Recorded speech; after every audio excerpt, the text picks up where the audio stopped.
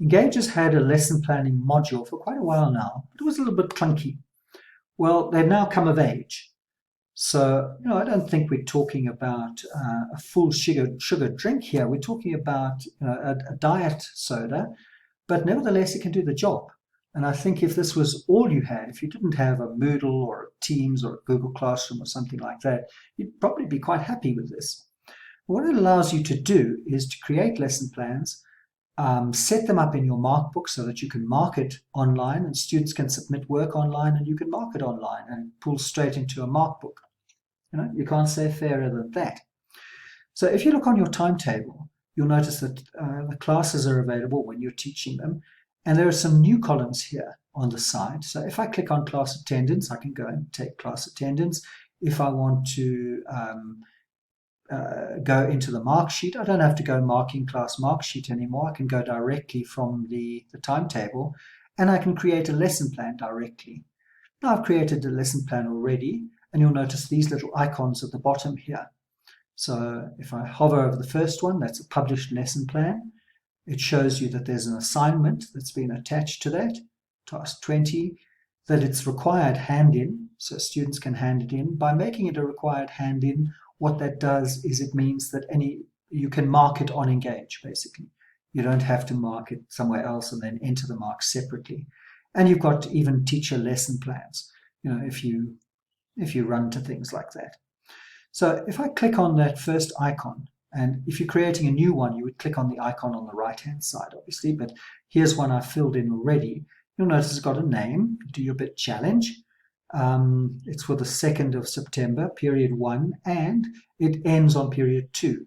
Now you can click on the calendar and set any end date. So I could make this a 3-week project.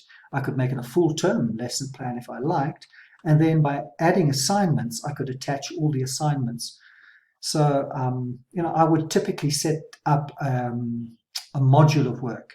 But because this was the first one that I added this term, I've set it up just as an individual lesson. And then I'll set up a separate module afterwards. You pull across the available students. They're all in Lower 5.3 because it's attached to their timetable there. Very useful because then the students can see what they are doing at a particular time where they have to be. If I click on lesson information, you can write out what you want the student to do. So this is where you talk to the student. You tell them what they need to do in this lesson, what's going to happen in this lesson.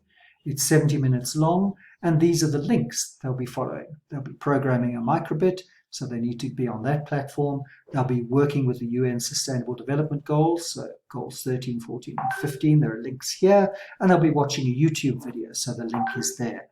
There's an attachment which kind of describes the task. So it does much of what it says here, but kind of doubles up on that slightly better. And always when you're setting this up, click Save. And make sure that any dates are for a particular date or date range that you're looking at. When you click Add Assignment, and here's one already, you'll notice this is due for period 2, the second period of a double. It's hand-in required because I want to be able to enter the marks straight into Engage on Marksheet. And the instructions basically say go to Teams, Assignments, and Task 20. So I've set it up in Teams. Engage is promising that they will have more integration with Teams. So hopefully they'll set up kind of links and things which will allow you to integrate the two. It should be a 5-minute exercise. I haven't put a link here, nor anything else, because if you go to task 20, it's basically self-explanatory. I clicked Save. I've added a lesson plan here. And again, just make sure you're attaching it to the right date and time. I made a lot of mistakes when playing with this around this, and you probably will as well. If you make a mistake, just delete it and start again. Once you got used to doing it, it's not a problem.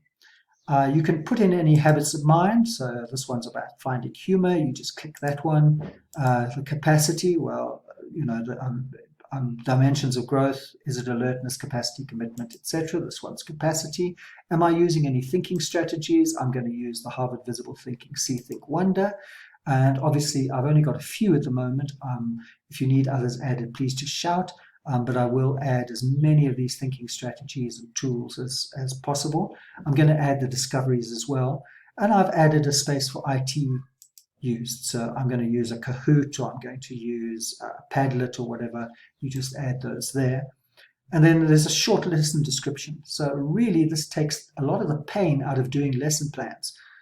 If your department insists on lesson plans like this, well, this is absolutely perfect because you're telling the student what to do, and the lesson plan is kind of not that big of a deal. You click Save, and that's saved.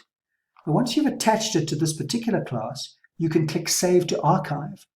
And then if you open it up in another place, you can go and pick from Archive. So I'll just show you how to do that. I'll just go out of here quickly. Yeah, ironic, isn't it? IT and quick. I always feel like telling a joke or something now, but I'm going to resist that urge. Okay, so let's say I go into another class, and I'll just go ahead a bit. Go way ahead. Okay, so I want to go pick up on this class. I just go create a lesson plan on the little icon there for this particular class. And you'll notice it's picked up. It's on the 18th of September. It's period 1, and I want it to end on period 2. And instead of pulling all this information in, I can go and pick from archive. Oh, and it's saying the lesson plan name must be populated. So I've got to go in here, and I don't know why it's picking up verbal reasoning practice test. Anyway, you would type in the name of the lesson plan and then go and click pick from archive. And you would go and pick from whichever one is available here. Looks like you can type in any name there. Sometimes software is a bit odd. So I want to populate it for this class. So I just click on that one. Click on the little green arrow, and you'll notice it's got that date, the end date, and it's pulling those pupils through.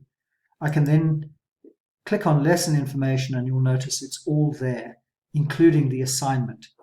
Word of warning, it's got 2 assignments. The one says 1st of January 1800. That one is the one you're going to need to go and change the date, obviously because that date is wrong. You put it to the date that it's needed, the 18th of September.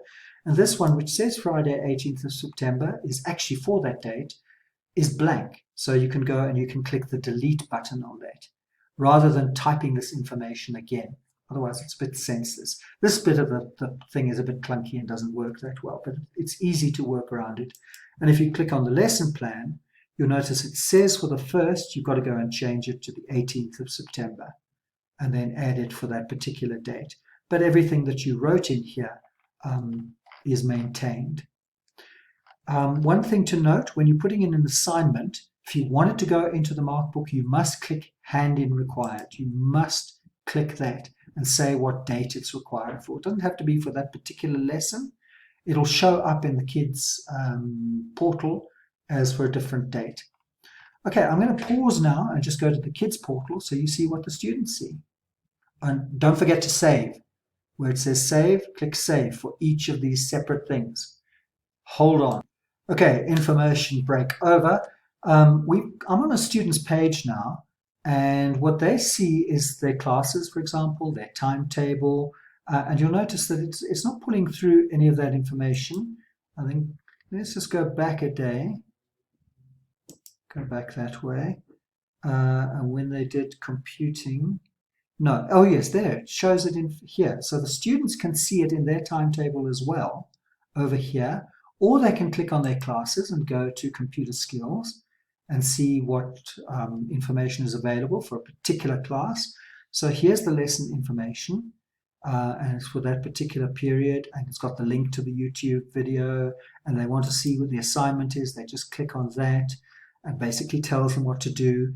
And if they've submitted the mark, they would now put here that they've started the mark, they could put in a note, my dog ate my homework, or whatever it is, and they could put in the assignment mark. You can see that it is unmarked at the moment.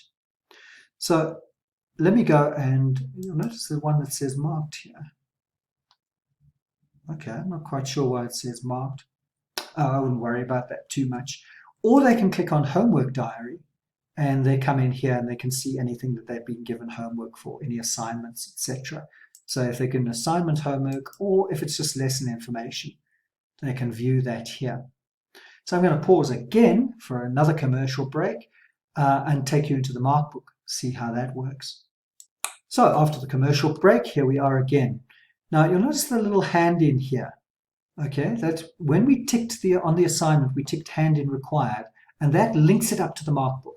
So if I click on that, or I could go, if I click on that, I come in here, and you'll notice that the pupil status, if they've marked that they've started it, that they're halfway through, they're nearly finished or whatever, that I can put whether I've marked it or see my notes, and I would mark whatever they've handed in, put it in here directly, and then I can click here, publish to pupils or publish to contacts, contacts being the parents.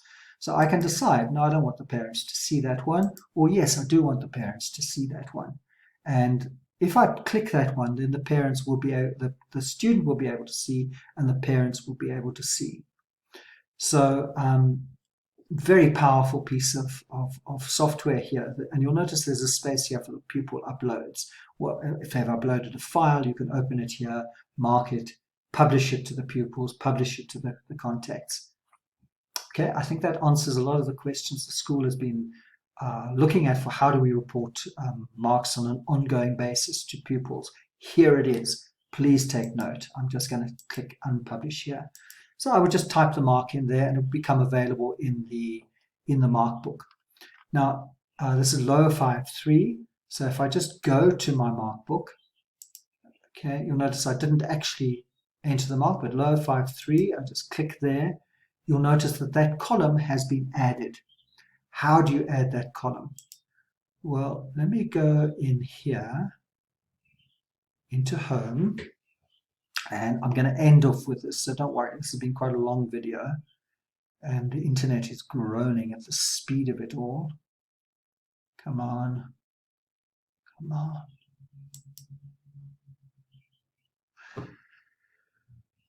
I should take an information break here. Sorry, commercial break. Okay, so from my timetable,